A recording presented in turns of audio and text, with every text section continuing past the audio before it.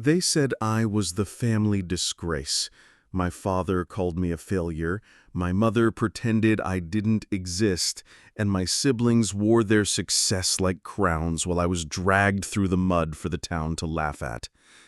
But here's the thing about being the disgrace. You stop caring how low you can go, and that's when you become dangerous. So I made it my mission to take their precious Carter name, the one they worshipped like God himself, and drag it through the dirt in front of everyone.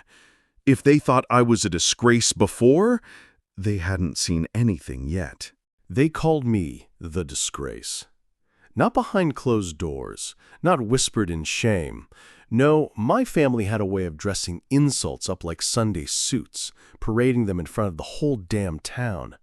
To them, humiliation was tradition, and I was their favorite spectacle. My name is Daniel Carter, born and bred in the small town of Maple Hollow, Ohio. If you've never heard of it, good.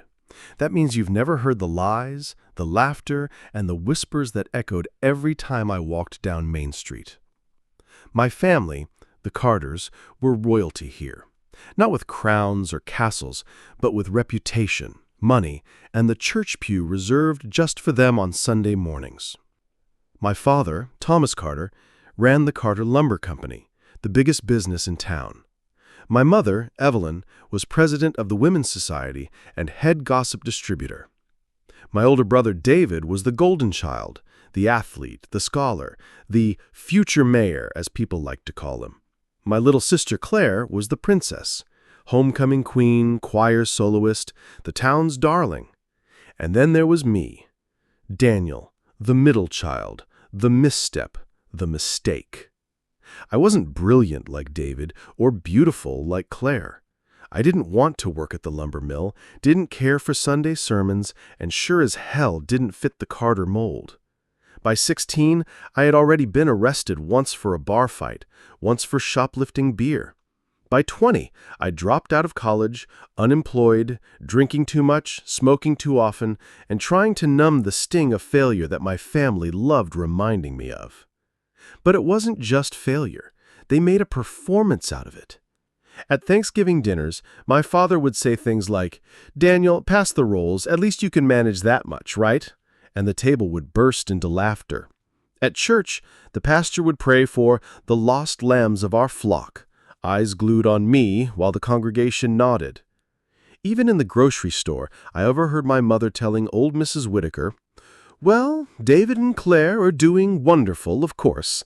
Daniel, we try not to talk about Daniel." A disgrace. That's what I was branded. But here's the thing about disgrace. When you're already the worst thing your family can imagine, you become dangerous. Because what more can they take from you? What more can they call you that hasn't already been said? I learned to live with it. No, more than that. I learned to wear it like armor. I worked odd jobs, bartending, fixing cars, hauling junk. I lived in a small rented apartment above the old hardware store, the kind of place that smelled of dust and loneliness. And though I tried to keep my distance, somehow the Carters always found a way to drag me back into their orbit. A family dinner, a town event, an obligation. They wanted me there not out of love, but because every king needs a jester, and I played the fool too well. But I didn't know then, while swallowing bitterness with every forced smile, that the day would come when I'd finally break the script. That one day the disgrace would flip the story. And when that day came, the Carter name, so polished, so admired, wouldn't just crack, it would shatter. The thing about family wounds is that they don't heal with time. They fester. They rot in silence until the smell follows you everywhere, until you can't breathe without tasting the bitterness. And mine? They ran deep. Some people look back on childhood with nostalgia, remembering warm kitchens, bedtime stories, and proud parents cheering from the bleachers. I remember slammed doors, cold silences, and the sound of my father's disappointment rattling in my chest louder than any belt ever could. I was 12, the first time I heard the word disgrace tied to my name. It was a Friday night dinner, the kind where my mother laid out her best china and Dad carved roast beef like he was king of the world. David had just brought home another trophy, quarterback of the year. Claire sang a hymn for the table like she was already auditioning for heaven. And me? I had failed a math test. One red F stamped across the top. Dad didn't raise his voice. He didn't need to. His words cut cleaner than any yell ever could. "Do you know what you are, Daniel?" he said, setting down his knife. The room went still. I swallowed hard, trying not to cry. "You're a disgrace to this family. While your brother's a leader and your sister's a star, you sit around wasting air. What did I do to deserve a son like you?" I looked at my mother, hoping for a shield. She only sipped her wine, eyes down, as though silence made her innocent. David smirked, Claire giggled, and from that night forward, it became my name, The Disgrace. By 16, the label stuck harder than gum under a school desk. When I got caught smoking behind the gas station, my mother sighed to her friends at church. "You can't expect much from Daniel. He's always been our wild one." When David scored a scholarship, Dad raised his glass at a town barbecue. "Here's to David, our pride and joy. And to Daniel, well, at least he tries." Laughter erupted. My face burned. They thought it was harmless teasing, but what they never understood was that every laugh was a cut, every joke a wound that never healed. And the town joined in. That's the part that stung most.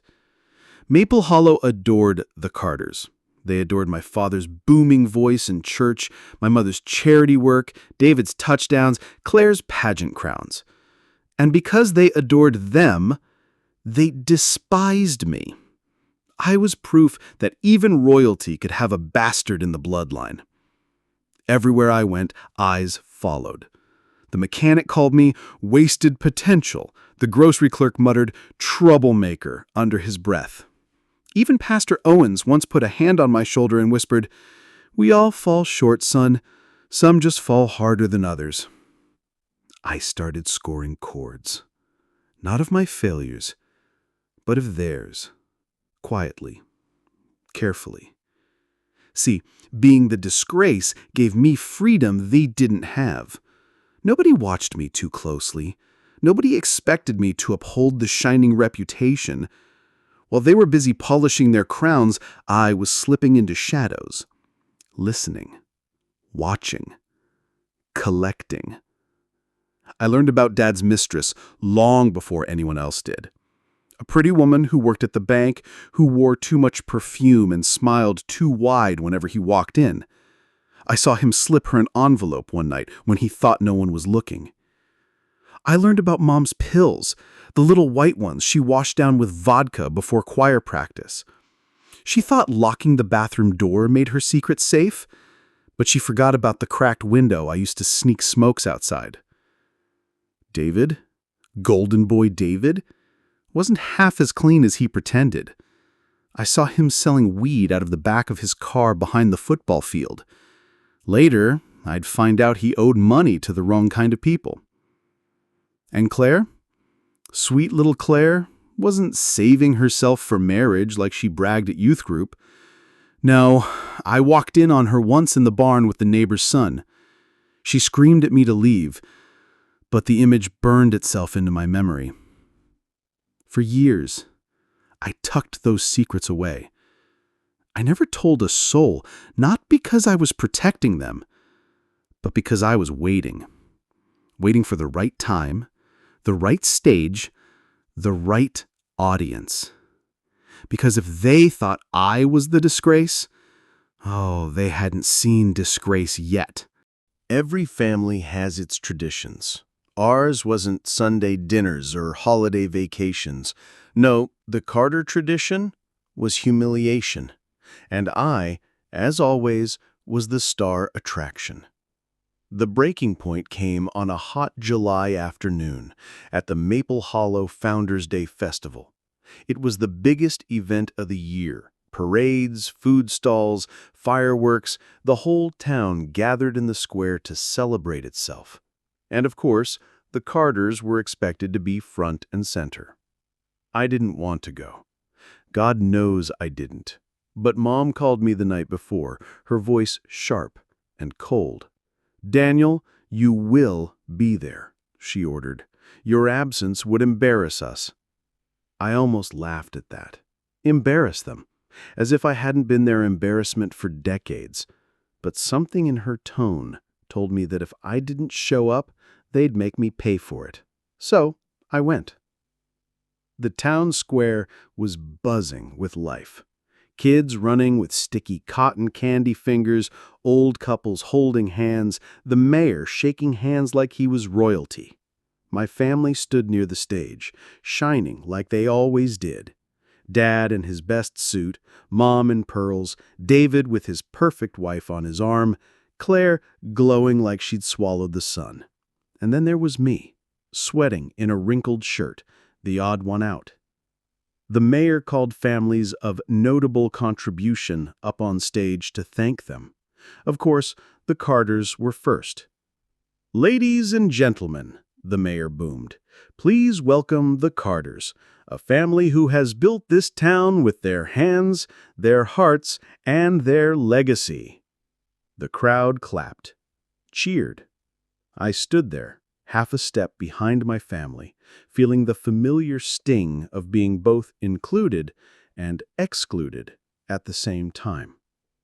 Then came the moment that split my life into before and after. The mayor handed Dad the microphone. My father cleared his throat, smiling that politician's smile he'd perfected over the years. "We Carters are proud to be part of Maple Hollow," he began.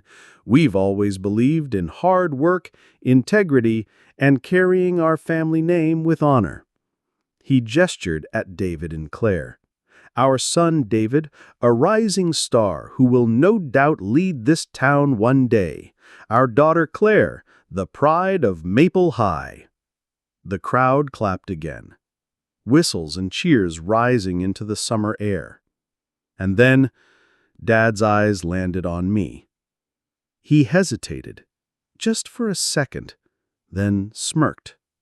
And then there's Daniel. A pause. A laugh rippled through the crowd.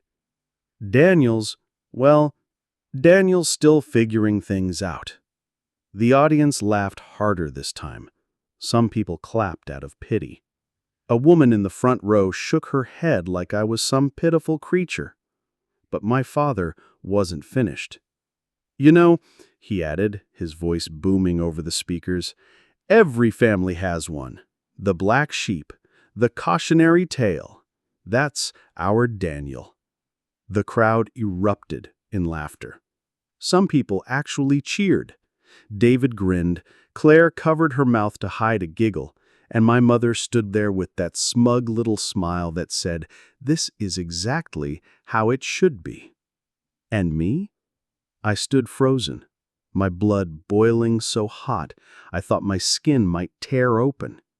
For the first time in my life, I didn't feel shame. I didn't feel small. I didn't feel like their jester. I felt rage. Pure, white-hot rage. I smiled. Just a little. Not because I found it funny, but because in that moment, I knew. I knew what I was going to do. If they wanted to call me the Disgrace, fine. I'd give them disgrace. But not the kind they expected. Not drunken mistakes or failed jobs. No. Something bigger. Something unforgettable. I would tear down their perfect image, piece by piece, secret by secret, until the town that adored them saw the Carters for what they really were. And when I was finished, their precious family name would be worth less than the dirt on my boots. That day, standing on that stage, while the town laughed at me, I made a vow. I would destroy them. I left the festival early. Didn't say goodbye, didn't look back. I just walked through the crowd as they laughed and cheered for my perfect family, every step heavier than the last. By the time I reached my truck, I knew I could never go back to being their punchline. That night, sitting in the cab, staring at the cracked windshield, I lit a cigarette and made a promise. No more playing along, no more swallowing humiliation. From now on, I was the one writing the jokes. And my family, they'd be the punchline. The plan didn't come all at once. It grew slowly, like a storm on the horizon. At first, it was just anger, raw and wild, like a fire burning out of control. But rage doesn't topple empires. Precision does. So, I began to think like them, like a Carter.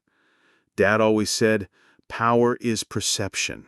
As long as people believe you're untouchable, you are. He was right. The Carters didn't rule Maple Hollow with money alone. They ruled with their image. Church-going, successful, respectable, a family above scandal. So I knew exactly where to strike. Not their wallets, not their property, their reputation. And the best part? They had no idea how much ammunition they'd given me over the years. I pulled out an old shoebox from under my bed. Inside were scraps of their secrets I'd collected like a magpie. A receipt here, a photo there, a scribbled note I'd stolen from a drawer. Proof that the Carters weren't saints, they were sinners dressed in Sunday clothes. Let's start with Dad, the king himself. I had photos, grainy but clear enough, of him slipping into the Willow Motel with his mistress, the banker with the fake smile. I had the envelope he'd handed her once, stuffed with cash. And I knew about the business trips that always lined up with her schedule. Mom was next. Sweet Evelyn Carter, president of the Women's Society. I had her pill bottles, half-empty prescriptions she refilled too often. I had seen her stumbling in the kitchen late at night, slurring hymns under her breath. And I had a recording, just a minute long, of her screaming at me once, her voice venomous and broken. Not the picture of grace she pretended to be. David, the golden boy. His secrets were almost too easy.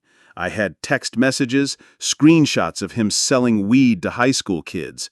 I had an IOU note crumpled in his glove box, signed by a man who didn't pay kindly to unpaid debts. And I had a girl, younger than him, who cried when I asked about their relationship. And Claire, my sweet little sister, the town's angel. I had photos. Enough said.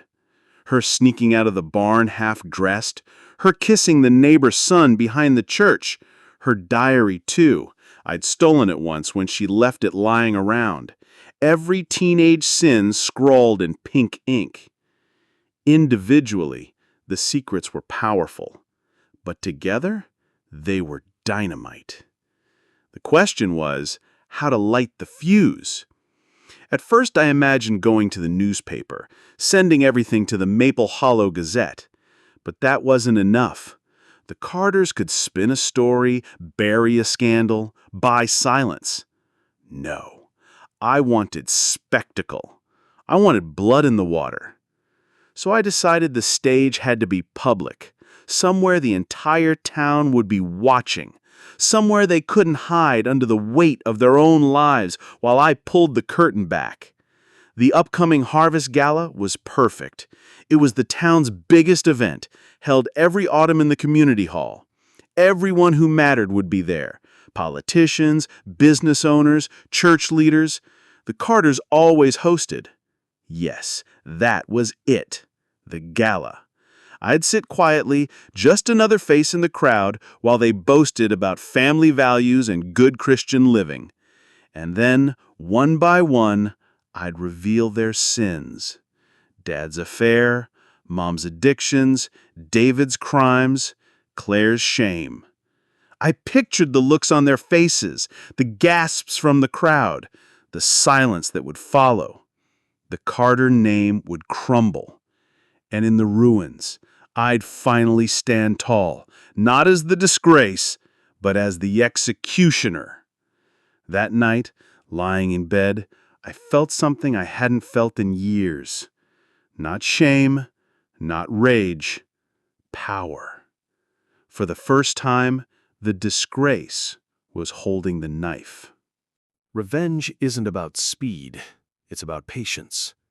My family had spent years building their throne, and I wasn't about to knock it over with a single shove. No, I was going to dismantle it brick by brick until they were left sitting in the dirt. The harvest gala was 3 months away. That gave me time. Time to prepare. Time to sharpen my knives. The first step was collecting undeniable proof. Memories and suspicions weren't enough. I needed evidence that would crush them under its weight. So, I followed Dad. Every Thursday, he left the lumber office late, claiming he had paperwork to finish. I trailed him from a distance, watching his taillights curve down old Route 7 until he pulled into the Willow Motel.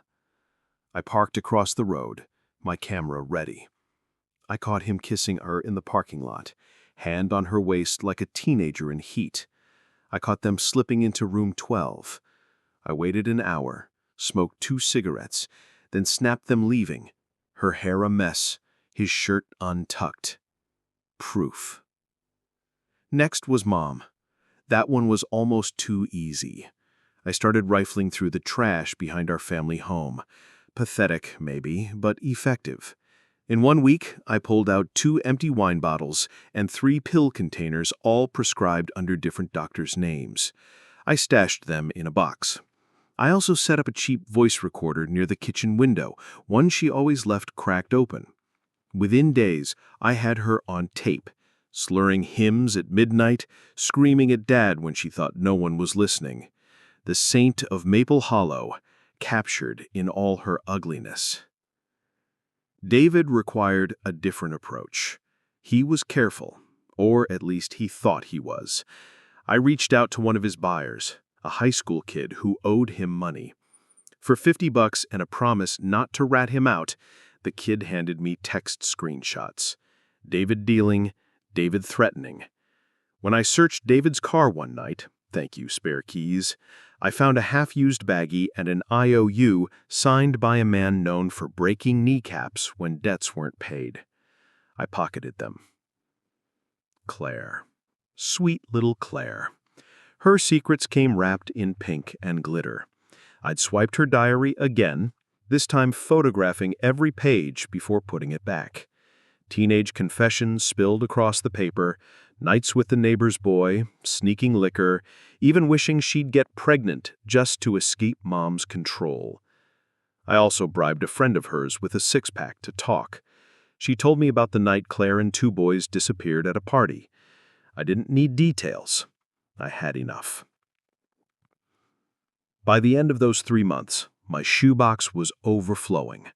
Photos, recordings, receipts, letters, screenshots, enough to take down a senator, let alone a small-town dynasty.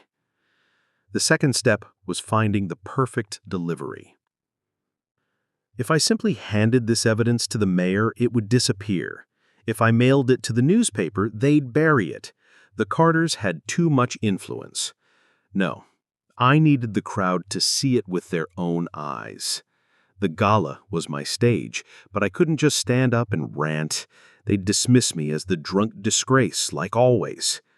I needed theater. I needed spectacle. So I came up with an idea, a slideshow. The community hall had a projector they used every year to show old photos of the town's history during the gala. I'd borrow the laptop that hooked into it, preload my evidence, and when the time was right, the town wouldn't see grainy images of Maple Hollow pioneers. They'd see my father kissing his mistress, my mother guzzling pills, my brother selling drugs, my sister's diary pages plastered on the big screen. A masterpiece of humiliation. The third step was ensuring no one suspected me. I started playing the role of the repentant son. I showed up at church, sat quietly at the back, nodded along during sermons. When my family invited me to dinner, I came. I smiled. I laughed at their jokes. I let them think I was softening, finally coming back into the fold. They had no idea that every "yes, sir" and every polite smile was just another thread in their noose. By the time the harvest gala rolled around, my trap was set. I wasn't nervous. I wasn't scared. For the first time in my life, I felt steady, cold, focused. The disgrace was about to be the executioner. And the Carters? They were about to burn. Once I had the evidence, the trap was halfway built. But a trap isn't just about the snare. It's about making sure the prey walks straight into it, trusting the ground beneath their feet until it's too late. So, I started playing the role of the prodigal son. The first test was dinner. Mom called one Sunday, her tone clipped as always. "Daniel, we're having roast. Your father wants you here." Normally, I'd have said no. Normally, I'd have hung up. But that time, I said, "Of course, Mom, I'll be there." When I showed up, her eyes flicked over me suspiciously, like she was waiting for the punchline. Dad grunted a hello. David smirked.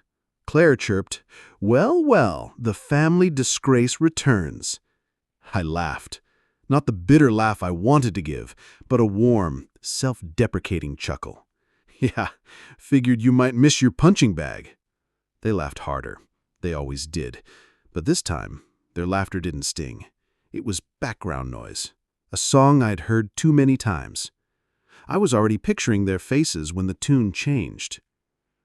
At the table, I kept my voice calm, respectful. I asked Dad about the lumber business. I complimented Mom's cooking. I even told Claire I was proud of her latest pageant win. Their suspicions softened, little by little.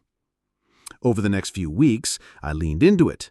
I showed up at church, dressed neat, sat in the back pew, nodded at the sermon, kept quiet. People noticed. Whispers started spreading. Maybe Daniel's changing. Maybe he's finally getting his act together. My family noticed too. Mom started bragging to her friends. "Daniel's trying, you know. We're so proud of him." Proud. The word almost made me choke. Dad began inviting me to help at the lumber yard again. He strutted through the yard with his arm around David, but sometimes, he included me in the conversation. Small things like, "Daniel, grab that clipboard." It wasn't respect, but it was recognition. Claire confided in me once, late at night after dinner. She said she was glad I was coming back around. I smiled, nodded, and hugged her, all while remembering every filthy line in her diary. And David, he stayed wary. He never trusted me completely, but even he let his guard down eventually, bragging about business deals, laughing with me over beers. He thought he was still above me. He thought I was safe. That was the beauty of it. Every smile I gave, every nod of respect, every laugh I shared, it was all a shovel in the hole I was digging for them. And they walked right into it, blind and smug, thinking the disgrace was finally crawling back where he belonged. But the gala was coming. And when the lights dimmed and the projector flickered to life, they'd learn the truth. I wasn't crawling back. I was pulling them down with me. The Harvest Gala arrived on a crisp October evening, the kind of night when the air tastes like wood smoke and change. The whole town turned out, dressed in their Sunday best, faces glowing under the string lights that draped across the community hall.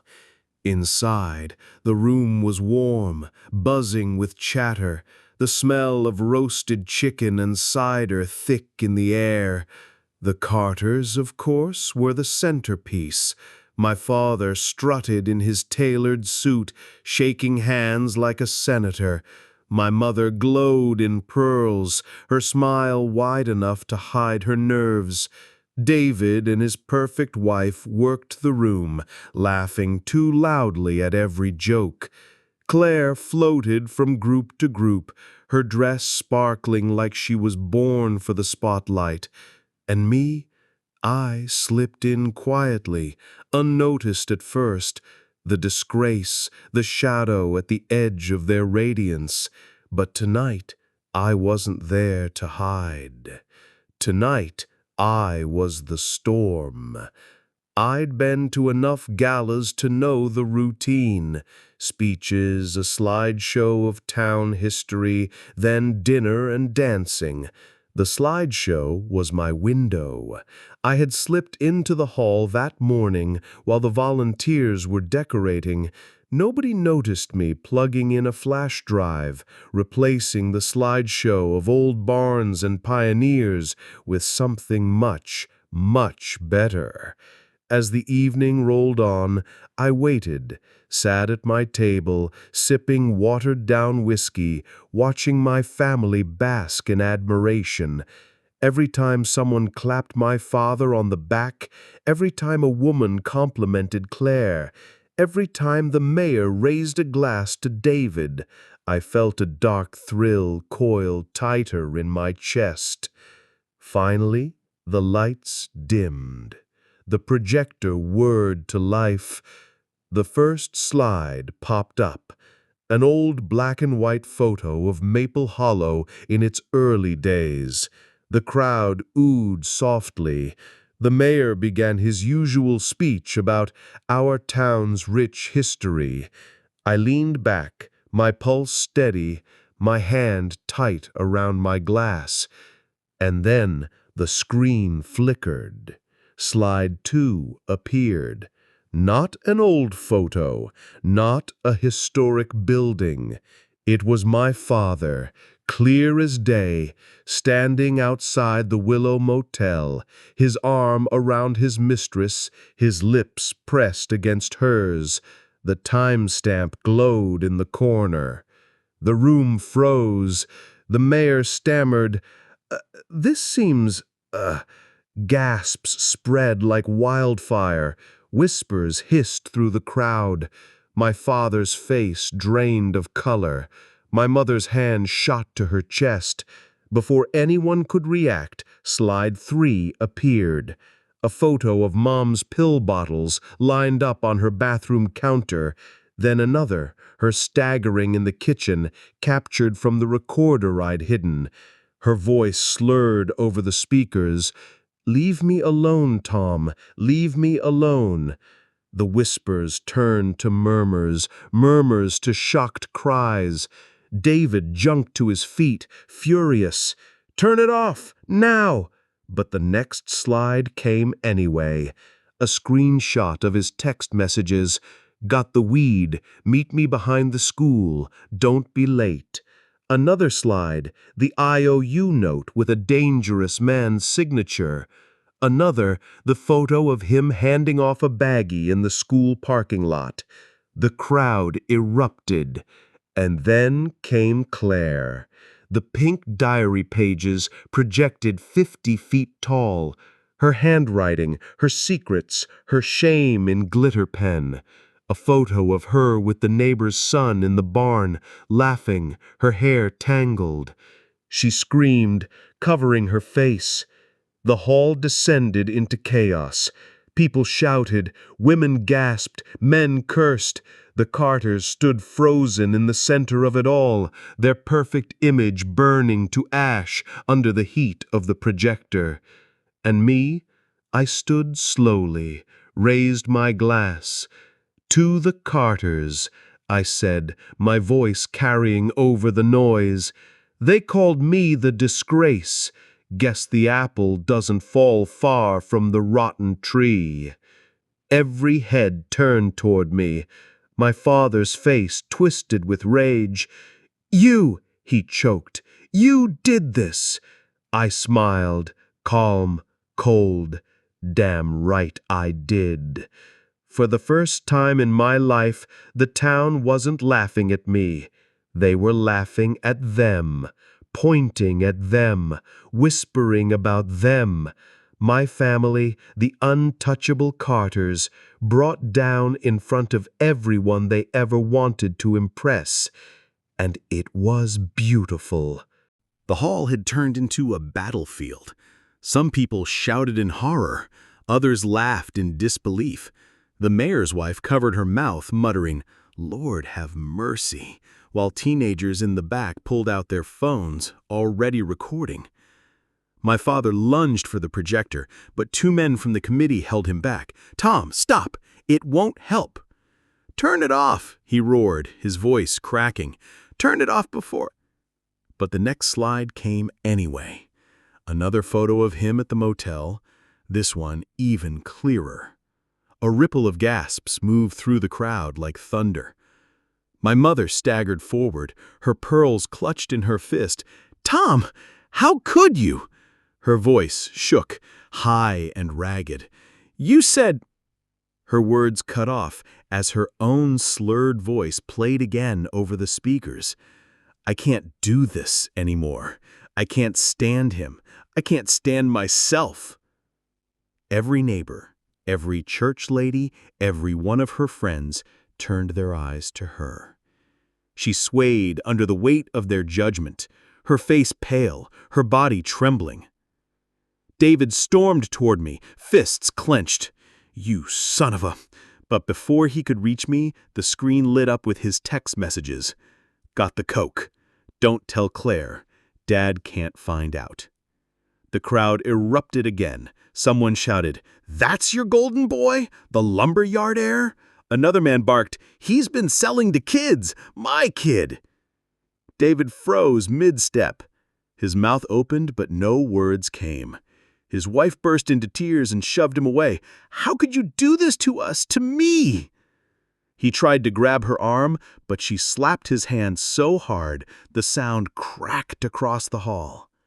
And then Claire's secrets filled the screen, her diary entries, the photographs, her words echoing over the speakers. "I hate this family. I hate this town. I wish I was anyone else." She screamed, ran toward the screen, and tripped on her heels. The crowd gasped as she hit the floor, mascara streaking down her cheeks. A group of teenage girls laughed cruelly from the corner. "Pageant princess, huh?" one of them jeered. That was when the dam broke. Mom lunged at Dad, clawing at his jacket, shrieking, "You ruined everything!"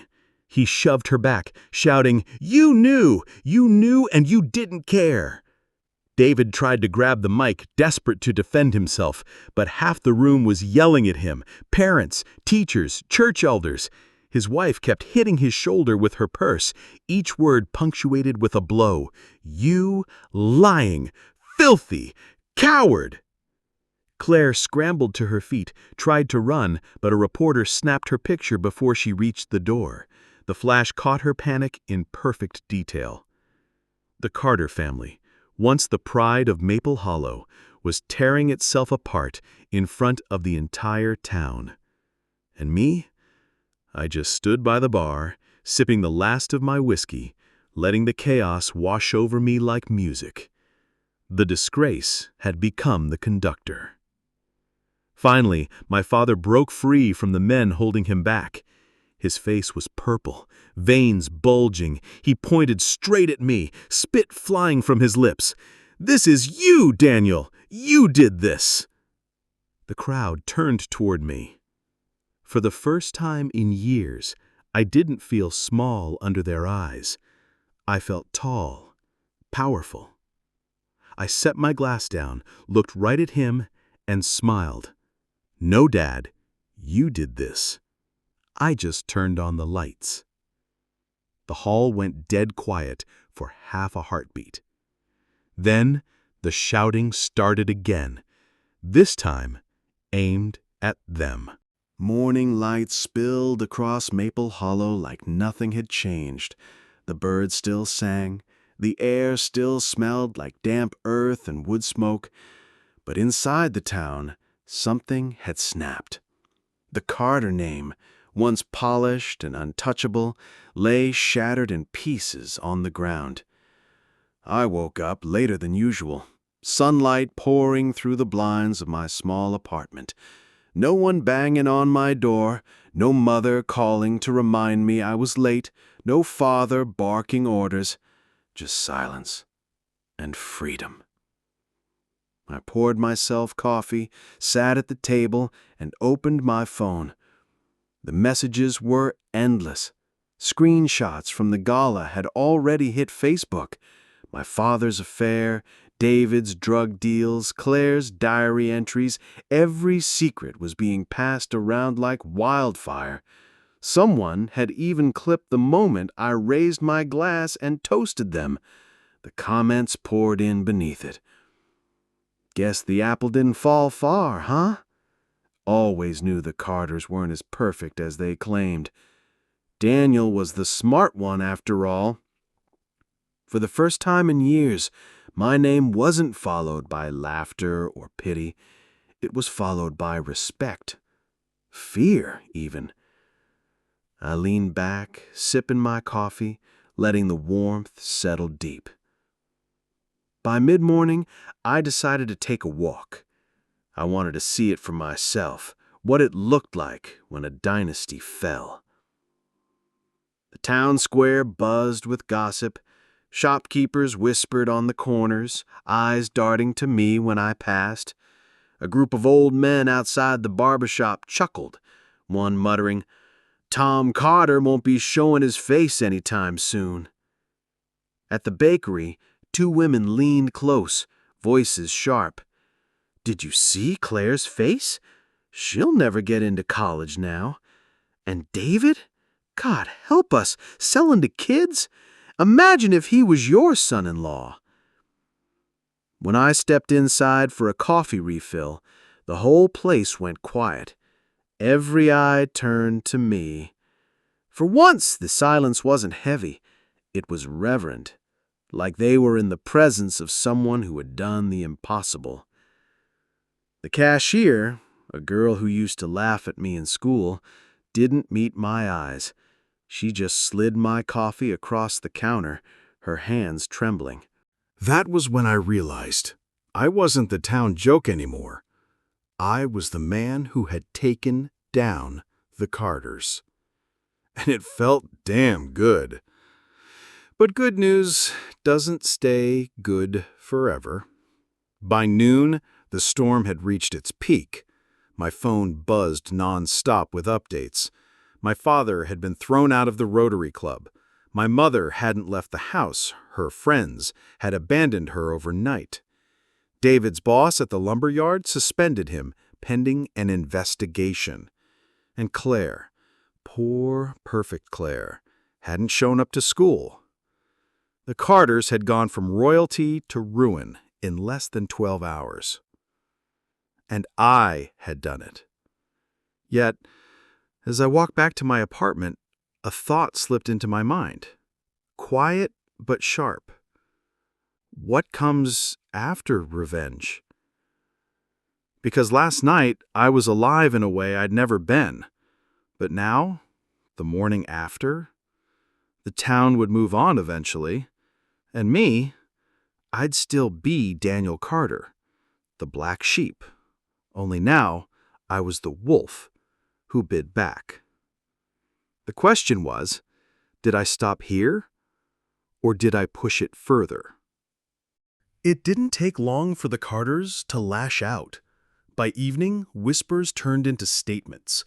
My father, the ever-proud patriarch, couldn't sit still in the shadows. He marched into the Gazette office demanding to speak with the editor.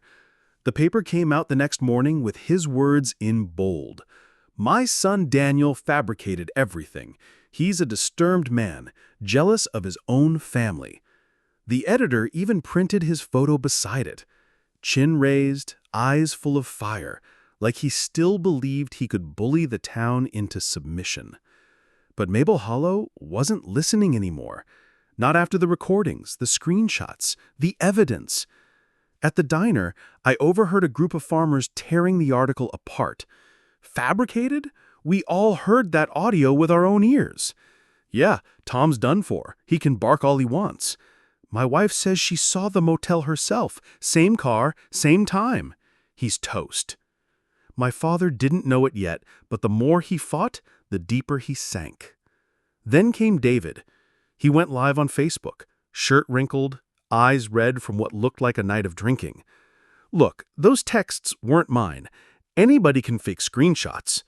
My brother, Daniel, he's always been a loser. You all know it. He's trying to take me down because he hates this family. Comments poured in faster than he could read. We saw your wife crying at the gala. Shut up. Drug dealer, plain and simple. Loser, your brother's the only one telling the truth. He ended the stream after 10 minutes, his hand shaking, muttering curses. If anything, he'd only confirmed what everyone already suspected. He was guilty and terrified. Claire, on the other hand, tried a different tactic. She showed up at church Sunday morning, head bowed, wearing her pure white dress like armor. She stood before the congregation, voice soft, trembling. I was hurt.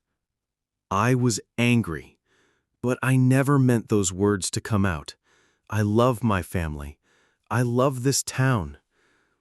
Some people looked sympathetic, but the younger ones, the teenagers, snickered. They'd already seen the diary pages blasted across TikTok. They knew the real Claire, the one who spat on the very people she was now begging to forgive her. It was too late for prayers. And my mother? She stayed silent, which was worse, because silence breeds questions. Why wasn't she defending her husband? Why wasn't she fighting for the Carter name? People whispered she was planning to leave him. Some said she'd already packed her things. Every attempt they made to claw back their reputation only exposed more cracks. And me? I didn't have to lift a finger. I sat in the corner booth of the diner that week, drinking my coffee slow, listening as their world collapsed under its own weight. For the first time, I wasn't the disgrace. They were. But deep down, I knew something dangerous. Desperate people don't go down easy. The Carters weren't done yet. They couldn't be, not with so much pride left to lose. The question wasn't if they'd come for me. It was how. I knew it was coming. A family as proud as mine wouldn't just lick their wounds and disappear. But I didn't expect how quickly they'd turn the town's eyes back on me. It started small. Flyers pinned up around Maple Hollow, grainy photos of me outside a bar, doctored to look like I was dealing drugs in the alley. A bold caption screamed across the top, "The real criminal Carter." By noon, everyone had seen them. Then came the whispers. At the grocery store, a woman nudged her friend and hissed, "Maybe Daniel was the one selling all along. Maybe David's just covering for him." I laughed it off at first, but it didn't stop. The very next day, the sheriff showed up at my apartment. His eyes carried a weight I hadn't seen before. "Daniel," he said, "we got a tip. Anonymous call. Said you've been selling pills out of your truck." My heart nearly stopped. They searched everything, my cabinets, my glove box, even under the seats. And when they pulled out a small baggie of white powder from my trunk, my stomach dropped. Planted. It had to be. But in the sheriff's eyes, I saw something else. Doubt. He'd known me my whole life. He'd seen me scrape by with odd jobs, never a whiff of that scene. Still, he bagged the evidence and gave me that look, the one that said, "I hope you're telling the truth." By the next morning, rumors were wildfire again. Guess the apple doesn't fall far. Whole Carter family's rotten. Knew that boy was trouble. It was exactly what they wanted. If they couldn't erase their own sins, they'd drown me in worse ones. But they weren't finished. That night, my father called a town meeting at the community center. People packed the place shoulder to shoulder, the Carters standing proud at the front like royalty reclaiming their throne. My father raised his hand for silence. "My son, Daniel," he began, voice steady, "has always been troubled. We've tried to help him, to guide him, but jealousy drove him to destroy this family's name. Last week's spectacle was a web of lies spun from his bitterness." The crowd shifted uneasily.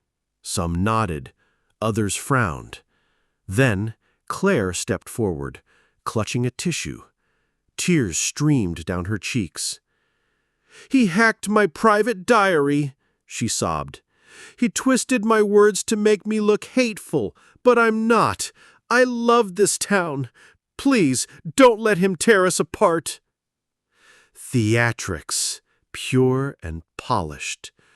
And then David, smirking like he was back in control. "You all saw those flyers. Those weren't fake. That was Daniel. He's the disgrace, not us." Applause broke out in pockets of the room. For the first time in weeks, the Carters looked like they were winning. I stood in the back, arms crossed, letting the venom hit me. They wanted me cornered, humiliated, alone. But what they didn't know was that I'd expected this. I'd been ready. Because the thing about traps is, the one who sets them rarely thinks they're walking into one themselves. The Carters strutted out of that town meeting as if they'd slain a dragon. Heads high, smiles plastered across their smug faces. My father even shook hands with old Mr. Dempsey on the way out.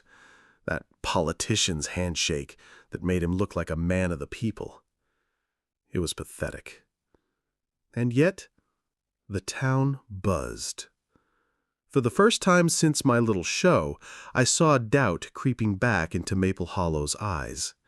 At the diner, the old men muttered, "Maybe Daniel did fake those tapes." At the gas station, a teenager scoffed, "Wouldn't be the first guy to sell dope out of the truck." I was slipping. The Carters knew it too. They smiled wider each day, their arrogance swelling as the tide shifted back in their favor. David swaggered around town again, sunglasses on, pretending the whole scandal had been a bad dream. He even took his wife out to dinner, as if he hadn't been caught dirty with half the county. Claire posted glossy pictures of herself at charity events, her captions dripping with false humility. "So blessed to have this community stand with us in tough times." The comments were full of support. People really are suckers for crocodile tears. And my father, God, my father, he walked the streets like Caesar returning from conquest. Every nod, every handshake was a reminder that his empire wasn't lost yet.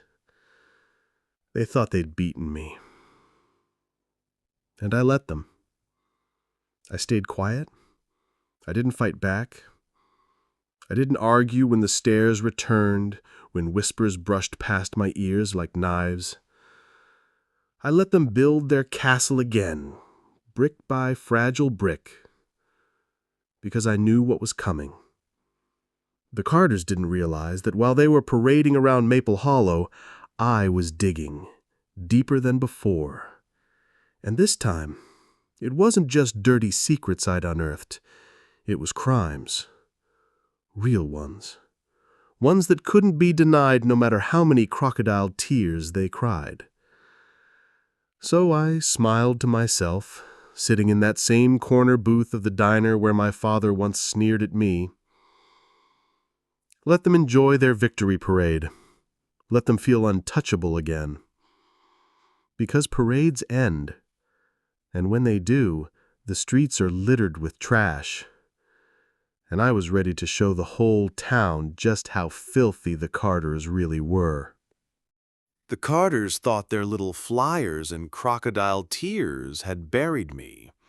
But while they were busy polishing their crowns, I was doing the kind of work that didn't leave dirt under your fingernails, just under theirs. It started with my father. The man worshipped the Carter name, but his business books, they told a different story. I'd been slipping into his office since I was a teenager. Back then, it was just curiosity. Now, it was a weapon. I knew where he kept the keys, where the old filing cabinet groaned with decades of creative accounting. A few late nights with a scanner, and I had more than enough. Embezzlement. Money donated to local causes, then quietly funneled back into a Carter-owned LLC. Thousands siphoned from town funds into my father's personal accounts. Then David. Everyone saw him as the golden boy, the one who followed in Dad's footsteps. But his footprints led straight into the mud. Turns out his construction company wasn't just sloppy, it was criminal.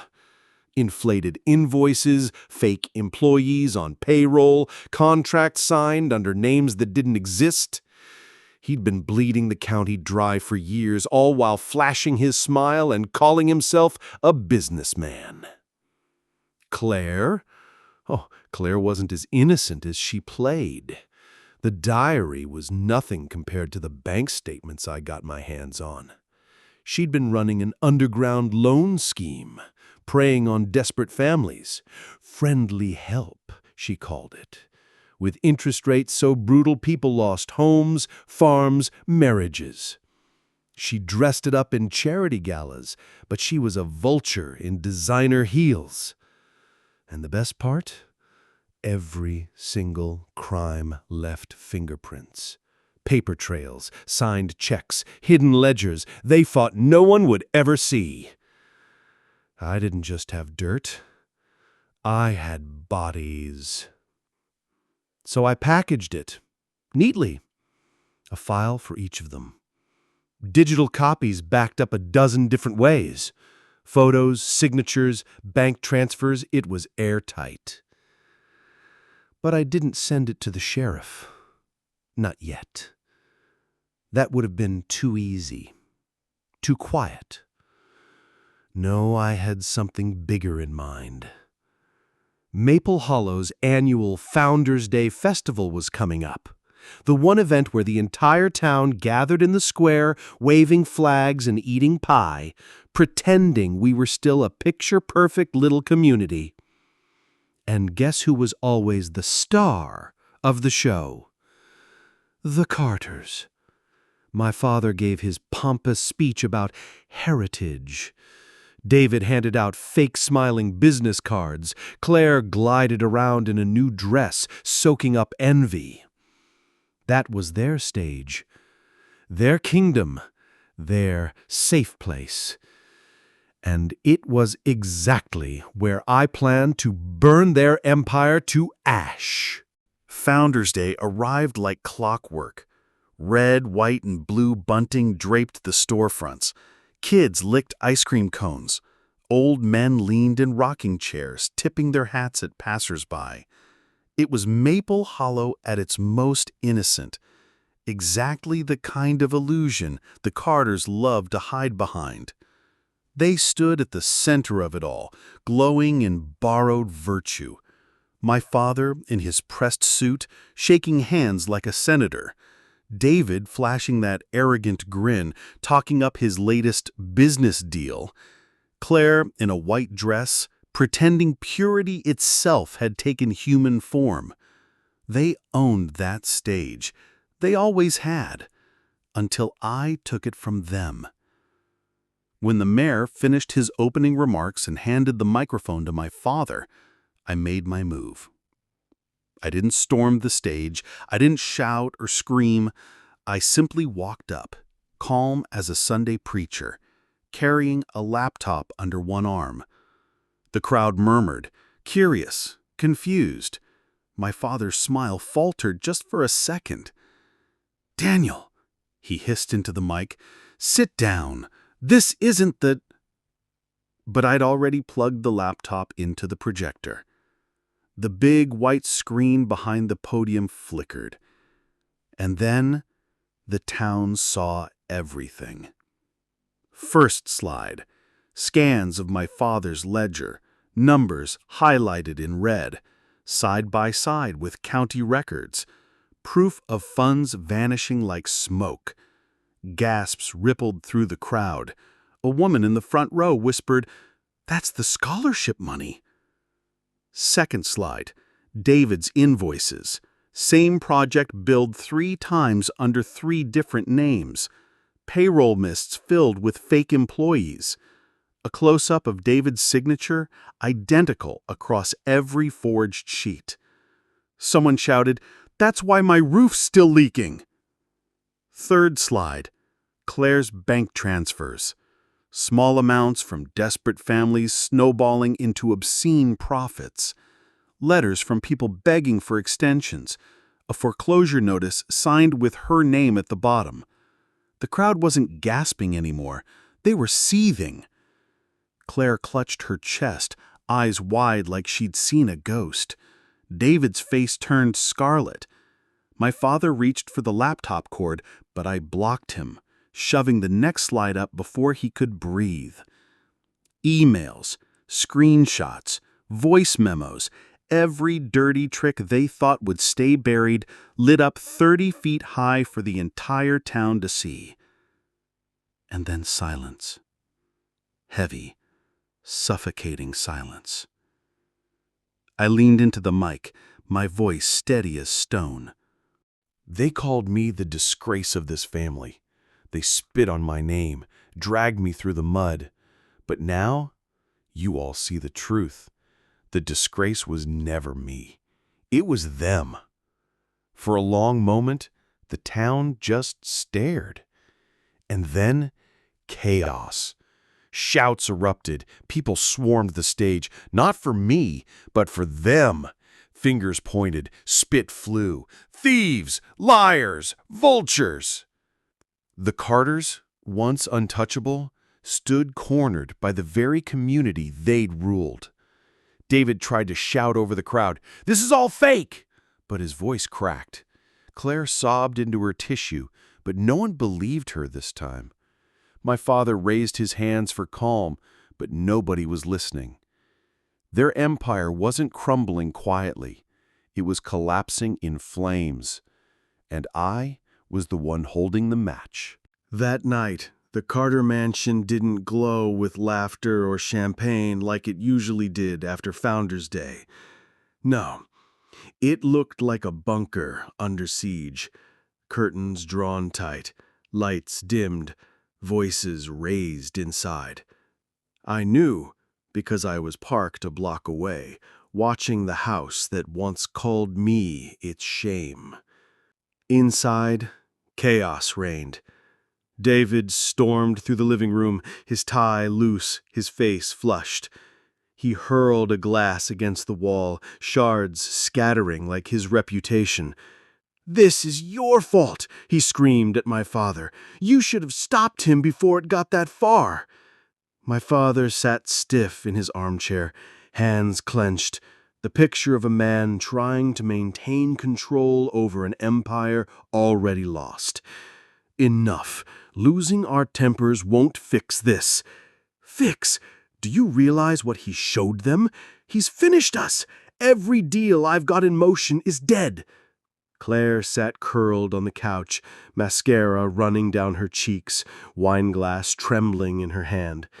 She muttered, half to herself, "They looked at me like I was a monster, like I stolen food out of their children's mouths." Her voice cracked. "Do you know what that feels like?" David sneered at her. "Oh, shut up, Claire. You did steal food out of their mouths." "Enough," my father roared, slamming his hand down on the armrest. The room went still. Even broken kings could still command silence. He leaned forward, eyes blazing. "We are Carters. This family doesn't fall because of one tantrum from Daniel." Tantrum. He broadcasted our lives across a 30-foot screen. The whole town saw it. "Then we bury him," he hissed. His voice was low, dangerous, the way it used to sound when I was a boy and punishment was coming. We bury Daniel before he buries us. If we go down, he's going down first. Claire's lip trembled. But how? He has proof, copies. He said so. My father's eyes hardened. Proof means nothing if no one trusts the man showing it. He's weak, he's unstable, he's desperate. We'll paint him as a liar, a drunk, a thief. We'll remind this town why they never believed in him in the first place. David's grin returned, sharp and cruel. And if that doesn't work, well, accidents happen. Claire gasped, covering her mouth. You wouldn't! But the silence that followed was answer enough. In that moment, the Carter family, once so proud, so polished, sat in the ruins of their legacy, plotting revenge like cornered animals. And I, parked outside, watching their shadows through the blinds, couldn't help but smile, because cornered animals are easiest to kill. The smear campaign came fast. By the next morning, whispers slithered through town. Daniel's unstable. Daniel's jealous. Daniel's a liar trying to bring down his own blood. The Carters held a press conference in their driveway, their voices dripping with false grief. My father declared, "My son has always struggled with personal demons." Claire dabbed her eyes, painting herself as the fragile victim of slander. David, smirking as ever, promised legal action against malicious defamation. For a few days, it worked. Neighbors looked at me sideways. Old friends crossed the street. The Carters had always known how to twist the narrative, and for a moment, it seemed like they might claw their way back. But I had one more card left to play. I hadn't just gathered files. I had voices. Hidden recordings I'd made while parked outside their mansion. Camera lenses peeking through their curtains, microphones pressed to their walls. Every word of their panic, every vile plan, every mention of burying me. And I dropped it all at once.